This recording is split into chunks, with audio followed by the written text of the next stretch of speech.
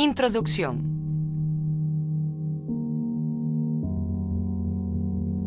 Louis Althusser, filósofo marxista-leninista, militante del Partido Comunista de Francia, que destapó a la filosofía como práctica ideológica, desarrollando la idea de Gramsci, de que esta era la lucha de clases en el campo de la teoría, estableciendo también su relación con la ciencia. Son las masas, en la lucha de clases, las que construyen la historia, y por tanto la ciencia y la filosofía. Esto entró en contradicción con la tesis estalinista y con su vertiente eurocomunista. En la práctica teórica, sus elaboraciones son siempre intervenciones, a menudo colectivas, sobre problemas candentes del movimiento revolucionario.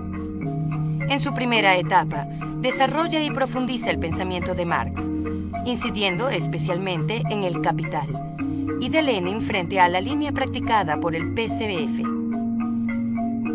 En sus últimos escritos, quiere poner en práctica una refundación revolucionaria del marxismo.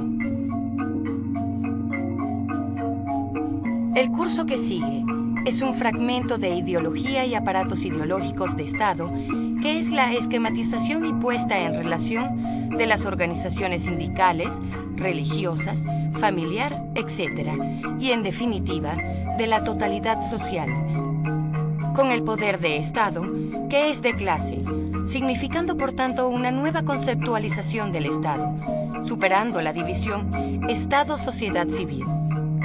Por Louis Althusser.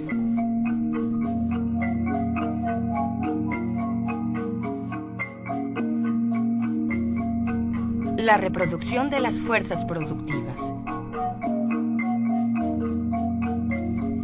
No habrá dejado de asombrarle al lector que nos hayamos referido a la reproducción de los medios de producción, pero no a la reproducción de las fuerzas productivas.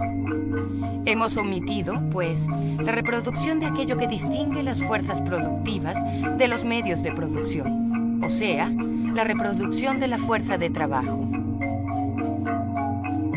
Si bien la observación de lo que sucede en la empresa, especialmente el examen de la práctica financiera contable de las previsiones de amortización-inversión, podía darnos una idea aproximada de la existencia del proceso material de la reproducción, entramos ahora en un terreno en el cual la observación de lo que pasa en la empresa es casi enteramente ineficaz. Y esto por una sencilla razón. La reproducción de la fuerza de trabajo se opera, en lo esencial, fuera de la empresa. ¿Cómo se asegura la reproducción de la fuerza de trabajo? Dándole a la fuerza de trabajo el medio material para que se reproduzca, el salario. El salario figura en la contabilidad de la empresa, pero no como condición de la reproducción material de la fuerza de trabajo, sino como capital, mano de obra. Sin embargo, es así como actúa, ya que el salario representa solamente la parte del valor producido por el gasto de la fuerza de trabajo, indispensable para su reproducción. Aclaremos, indispensable para reconstituir la fuerza de trabajo del asalariado para vivienda, vestimenta y alimentación. En suma, para que esté en condiciones de volver a presentarse a la mañana siguiente y todas las santas mañanas a la entrada de la empresa. Y agreguemos, indispensable para criar y educar a los niños en que el proletario se reproduce como fuerza de trabajo. Recordemos que el valor, el salario, necesario para la reproducción de la fuerza de trabajo, no está determinado solamente por las necesidades de un salario mínimo biológico, sino también por las necesidades de un mínimo histórico. Marx señalaba, los obreros ingleses necesitan cerveza y los proletarios franceses vino, y por lo tanto, históricamente variable. Señalemos también que este mínimo es doblemente histórico, en cuanto no está definido por las necesidades históricas de la clase obrera que la clase capitalista reconoce, sino por las necesidades históricas impuestas por la lucha de clase proletaria, lucha de clase doble, contra el aumento de la jornada de trabajo y contra la disminución de los salarios. Empero, no basta con asegurar a la fuerza de trabajo las condiciones materiales de su reproducción para que se reproduzca como tal. Dijimos que la fuerza de trabajo disponible debe ser competente, es decir, apta para ser utilizada en el complejo sistema del proceso de producción. El desarrollo de las fuerzas productivas y el tipo de unidad históricamente constitutivo de esas fuerzas productivas en un momento dado determinan que la fuerza de trabajo debe ser diversamente calificada y por lo tanto reproducida como tal. Diversamente, o sea, según las exigencias de la división social técnica del trabajo en sus distintos puestos y empleos. Ahora bien, ¿cómo se asegura esta reproducción de la calificación diversificada de la fuerza de trabajo en el régimen capitalista?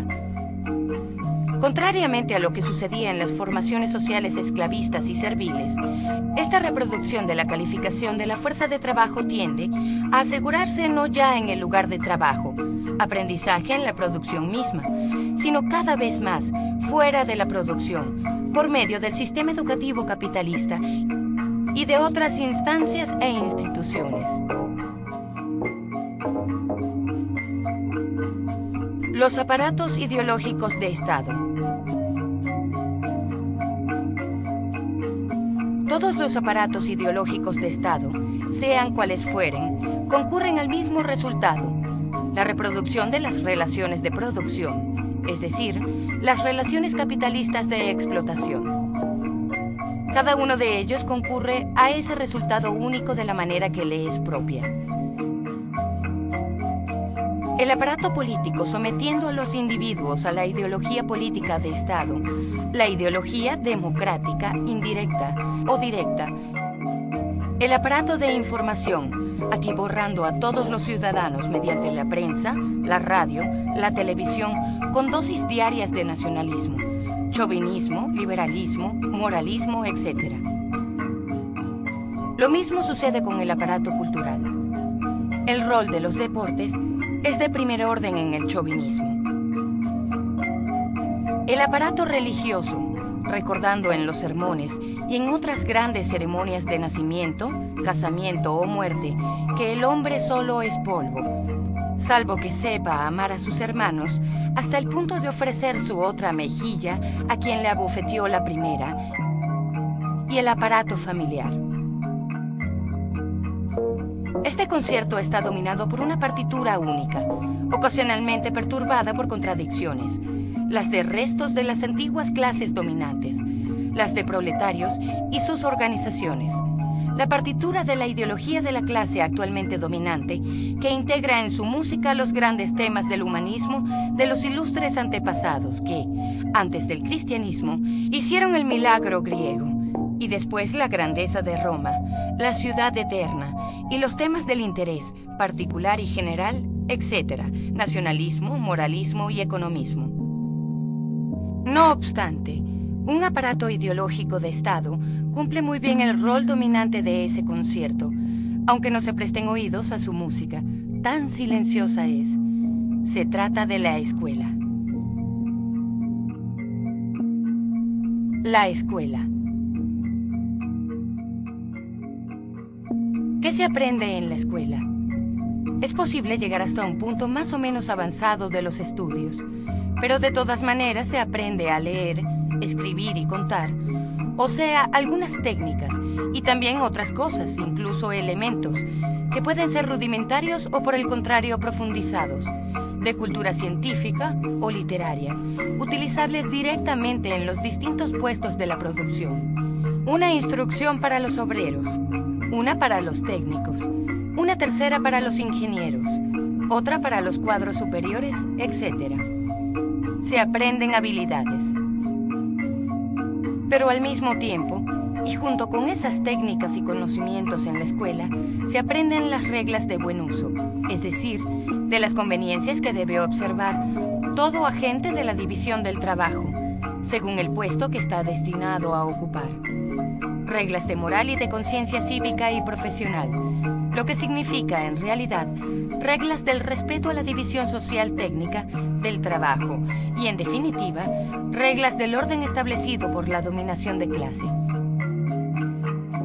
Se aprende también a hablar bien el idioma, a redactar bien, lo que de hecho significa para los futuros capitalistas y sus servidores, saber dar órdenes, es decir, solución ideal, saber dirigirse a los obreros, etc. Enunciando este hecho en un lenguaje más científico, diremos que la reproducción de la fuerza de trabajo no solo exige una reproducción de su calificación, sino al mismo tiempo la reproducción de su sumisión a las reglas de orden establecido, es decir, una reproducción de su sumisión a la ideología dominante por parte de los agentes de la explotación y la represión, a fin de que aseguren también, por la palabra, el predominio de la clase dominante. En otros términos, la escuela, y también otras instituciones del Estado como la Iglesia y otros aparatos como el Ejército, enseña las habilidades bajo las formas que aseguran el sometimiento a la ideología dominante o el dominio de su práctica. Todos los agentes de la producción, la explotación y la represión, sin hablar de los profesionales de la ideología, deben estar compenetrados, en tal o cual carácter, con esa ideología, para cumplir concienzudamente con sus tareas, sea de explotados, los proletarios, de explotadores, los capitalistas, de auxiliares de la explotación, los cuadros, de grandes sacerdotes de la ideología dominante, sus funcionarios, etc. La condición sine qua non de la reproducción de la fuerza de trabajo no solo radica en la reproducción de su calificación, sino también en la reproducción de su sometimiento a la ideología dominante o de la práctica de esta ideología, debiéndose especificar que no basta decir no solamente sino también, pues la reproducción de la calificación de la fuerza de trabajo se asegura en y bajo las formas de sometimiento ideológico, con lo que reconocemos la presencia eficaz de una nueva realidad, la ideología. La escuela toma a su cargo a los niños de todas las clases sociales, desde el jardín de infantes, y desde el jardín de infantes les inculca, con nuevos y viejos métodos, durante muchos años, precisamente aquellos en los que el niño, atrapado entre el aparato de Estado-familia y el aparato de Estado-escuela, es más vulnerable, habilidades recubiertas por la ideología dominante, el idioma, el cálculo, la historia natural, las ciencias, la literatura, o más directamente la ideología dominante en estado puro, moral, instrucción cívica, filosofía. Hacia el sexto año, una gran masa de niños cae en la producción. Son los obreros o los pequeños campesinos. Otra parte de la juventud escolarizable continúa, bien que mal se encamina y termina por cubrir puestos de pequeños y medianos cuadros, empleados, funcionarios pequeños y medianos, pequeños burgueses de todo tipo. Una última parte llega a la meta, ya sea para caer en la semidesocupación intelectual, ya para proporcionar, además de los intelectuales del trabajador colectivo, los agentes de la explotación, capitalistas, empresarios, los agentes de la represión, militares, policías, políticos, administradores, etc., y los profesionales de la ideología, sacerdotes de todo tipo, la mayoría de los cuales son laicos convencidos. Cada grupo está prácticamente provisto de la ideología que conviene al rol que debe cumplir en la sociedad de clases. Rol de explotado, con conciencia profesional, moral, cívica, nacional y apolítica altamente desarrollada. Rol de agentes de la explotación, saber mandar y hablar a los obreros. Las relaciones humanas. De agentes de la represión, saber mandar y hacerse obedecer sin discutir, o saber manejar la demagogia de la retórica de los dirigentes políticos. O de profesionales de la ideología que saben tratar a las conciencias con el respeto, es decir, el desprecio, el chantaje, la demagogia convenientes adaptados a los acentos de la moral, la virtud, la trascendencia, la nación. Por supuesto, muchas de esas virtudes contrastadas, modestia, resignación, sumisión por una parte, y por otra cinismo, desprecio, altivez, seguridad, grandeza, incluso bien decir y habilidad, se enseñan también en la familia, la iglesia, el ejército, en los buenos libros, en los filmes y hasta en los estadios. Pero ningún aparato ideológico de Estado dispone durante tantos años de la audiencia obligatoria. Y por si fuera poco, gratuita. 5 a 6 días sobre 7, a razón de 8 horas diarias de formación social capitalista. Ahora bien, con el aprendizaje de algunas habilidades recubiertas en la inculcación masiva de la ideología de la clase dominante, se reproduce gran parte de las relaciones de producción de una formación social capitalista, es decir, las relaciones de explotados a explotadores y de explotadores a explotados. Naturalmente, los mecanismos que producen este resultado vital para el régimen capitalista están recubiertos y disimulados por una ideología de la escuela universalmente reinante, pues esta es una de las formas esenciales de la ideología burguesa dominante. Una ideología que representa a la escuela como un medio neutro, desprovisto de ideología, puesto que es laico, en el que los maestros respetuosos de la conciencia y la libertad de los niños que les son confiados, con toda confianza por sus padres, que también son libres, es decir, propietarios de sus hijos, los encaminan hacia la libertad, la moralidad y la responsabilidad de adultos mediante su propio ejemplo, los conocimientos, la literatura y sus virtudes liberadoras.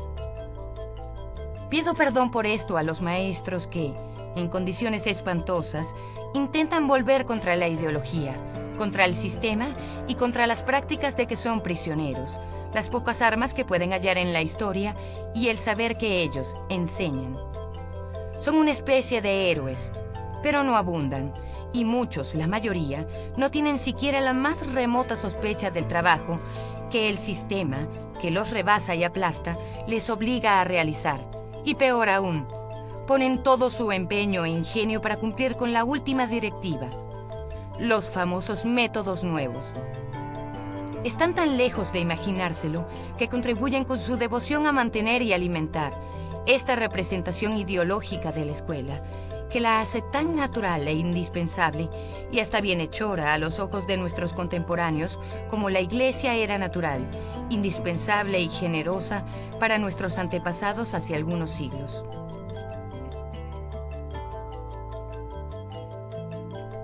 En realidad, la Iglesia es reemplazada hoy por la escuela en su rol de aparato ideológico de Estado dominante. Está combinada con la familia, como antes lo estuvo la Iglesia. Se puede afirmar entonces que la crisis, de una profundidad sin precedentes, que en el mundo sacude el sistema escolar en tantos estados, a menudo paralela a la crisis que conmueve el sistema familiar, ya anunciada en el manifiesto, tiene un sentido político si se considera que la escuela y la pareja escuela-familia constituye el aparato ideológico de Estado dominante, aparato que desempeña un rol determinante en la reproducción de las relaciones de producción de un modo de producción amenazado en su existencia por la lucha de clases mundial. Preguntas sobre este curso.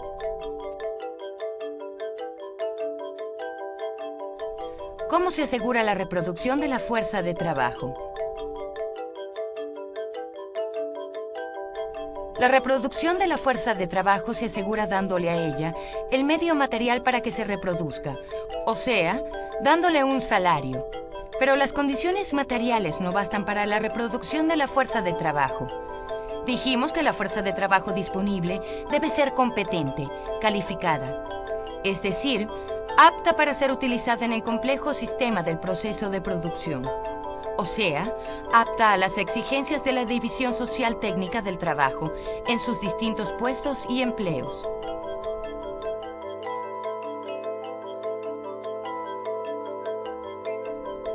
¿Cómo se asegura la reproducción de la calificación de la fuerza de trabajo en el régimen capitalista?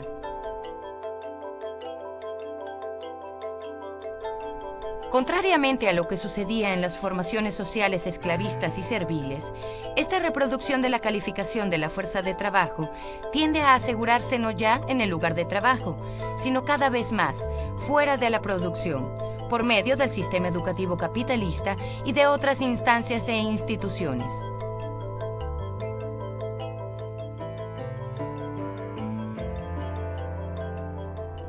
¿A qué concurren los aparatos ideológicos de Estado?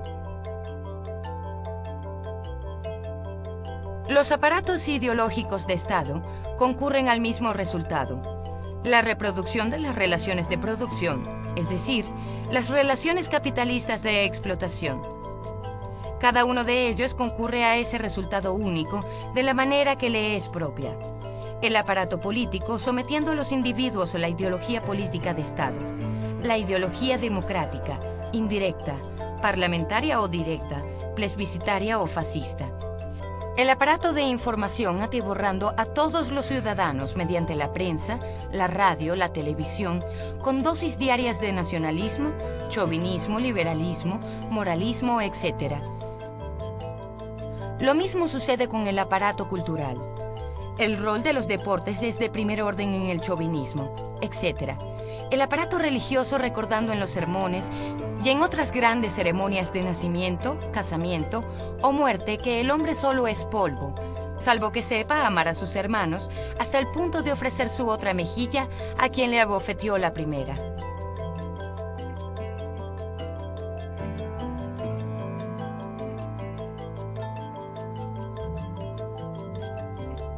Según Luis Althusser, ¿qué se aprende en la escuela?